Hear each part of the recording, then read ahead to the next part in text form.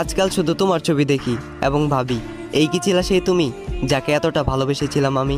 এই কি ছিল সেই তুমি সম্মানের খাতিরে মায়ের পরে দ্বিতীয় স্থানে রেখেছিলাম যাকে আমি?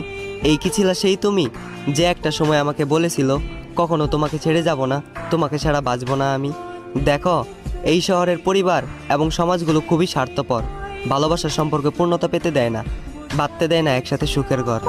শোনো, চাইলেও তুমি এখানে ভাগ্যের দোষ দিতে পারবে না, কেননা সৃষ্টিকর্তা তোমাকে রিজিক দিয়েছেন, খাবার দিয়েছেন, কিন্তু মুখে তুলে দেবেন না, সেটা নিজের হাত দিয়ে তুলে খেতে হবে। আমি অবশ্যই বিশ্বাস করি সৃষ্টিকর্তার পরিকল্পনা সুন্দর, তবে তোমার পরিকল্পনাটা ছিল ভয়ঙ্কর।